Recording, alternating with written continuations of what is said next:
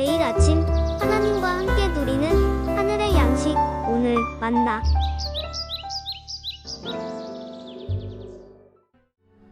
지혜를 얻는 것이 금을 얻는 것보다 얼마나 나은고 명철을 얻는 것이 은을 얻는 것보다 더욱 나으니라. 악을 떠나는 것은 정직한 사람의 대로이니 자기의 길을 지키는 자는 자기의 영혼을 보전하느니라. 교만은 패망의 선봉이요 거만한 마음은 넘어짐의 앞잡이니라. 겸손한 자와 함께하여 마음을 낮추는 것이 교만한 자와 함께하여 탈취물을 나누는 것보다 나으니라.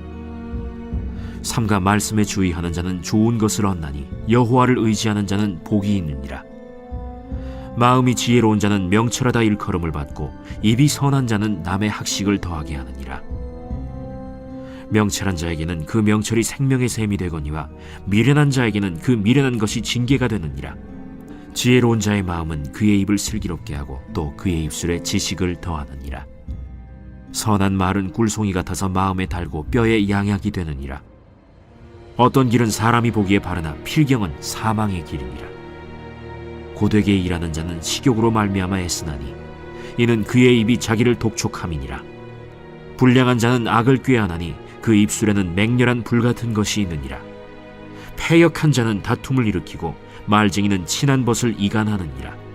강포한 사람은 그 이웃을 꾀어 좋지 아니한 길로 인도하느니라. 눈짓을 하는 자는 패역한 일을 도모하며 입술을 닫는 자는 악한 일을 이루느니라. 백발은 영화의 면류관이라 공의로운 길에서 얻으리라. 노하기를 더디하는 자는 용사보다 낫고 자기의 마음을 다스리는 자는 성을 빼앗는 자보다 나으니라. 제비는 사람이 뽑으나 모든 일을 작정하기는 여호와께 있느니라.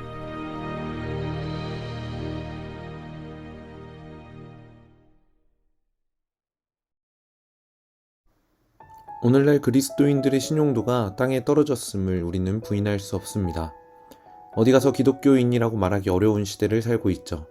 그러면서 예수 믿는 사람들을 향해서 비난하고 그러한 사람들을 불신하는 시대를 우리는 살고 있습니다. 과거 그리스도인이라면 신용이라는 측면에서는 인정받았던 시대가 있었다고 하는데 오늘날 그리스도인이라는 정체성을 드러낼 때에 우리에게 찾아오는 건 비난의 손가락질 뿐입니다. 요즘 잠언을 묵상하다 보니까 그리스도인들의 신용도가 땅에 떨어진 것은 어쩌면 잠언에 나오고 있는 이러한 교훈들을 마음에 새기지 못하고 실천하지 못해 생기는 결과가 아닌가 생각을 해보게 됩니다. 반대로 잠언에 나오는 말씀만이라도 잘 실천한다면 다시 신용도가 회복될 수 있지 않을까 하는 기대감을 가지게 되는 거죠.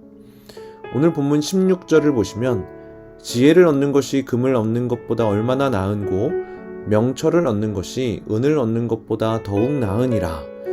금보다 지혜가 훨씬 더 낫고 필요하다라고 고백하는데 우리의 실제 삶은 지혜와 명철을 구하는 것이 아니라 금을 구하고 있다라는 겁니다.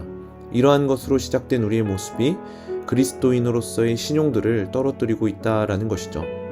또한 19절에 보시면 겸손한 자와 함께하여 마음을 낮추는 것이 교만한 자와 함께하여 탈취물을 나누는 것보다 나으니라 라고 얘기합니다. 겸손한 자와 함께 낮춰야 한다 라고 얘기하는데 우리는 그렇게 하지 않죠. 높은 자리에 오르고 싶어하고 수많은 사람들로부터 인정받고 싶어합니다. 물불 가리지 않고 높은 자리에 오르기 위한 경쟁을 결코 포기하지 않습니다.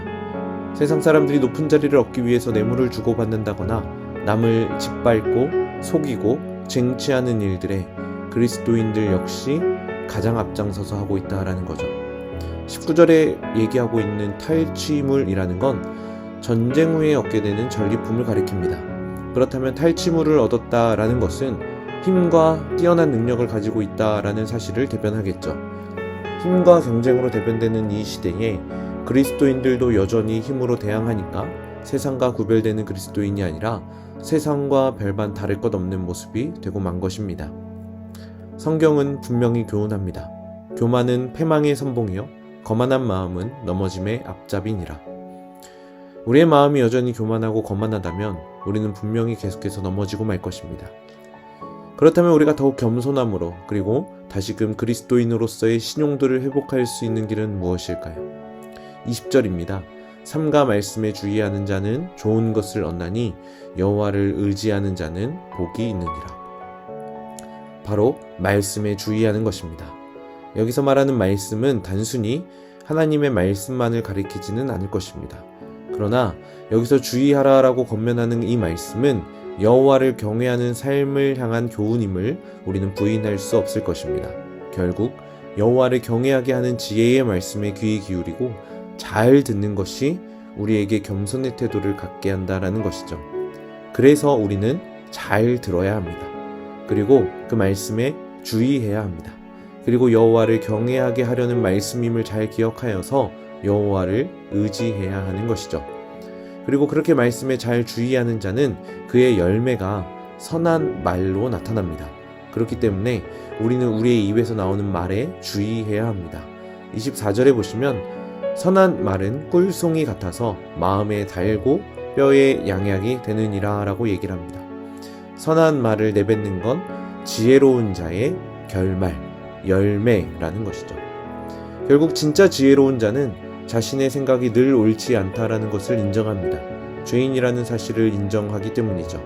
그렇기 때문에 자신이 내뱉는 말과 행동에 대해서 늘 조심하며 또 귀담아 듣고 한마디 한마디 신중하게 내뱉을 수 있다라는 겁니다. 그리고 그렇게 하는 것이 진정한 지혜의 열매라는 것이죠. 그리스도인들의 신용도가 땅에 떨어진 것을 다시 회복할 수 있는 유일한 길은 우리가 더욱 겸손의 길로 돌아가야 하는 것입니다. 그러면서 잘 듣고 조심스럽게 내뱉으면 다시 그리스도인의 신용은 회복될 것입니다. 오늘 하루 나의 입에서 나오는 모든 말에 신중하시길 주님의 이름으로 축복합니다. 다른 사람들과 똑같이 경쟁하고 다른 사람 짓밟고 더 높은 곳에 오르려고 하는 탐욕의 모습이 아니라 다른 사람을 세우고 다른 사람을 높여주고 더욱 겸손함으로 나누는 삶의 모습으로 살아가는 것이죠. 또한 말씀에 귀 기울이며 하나님을 경외하는 삶을 살아가는 것입니다.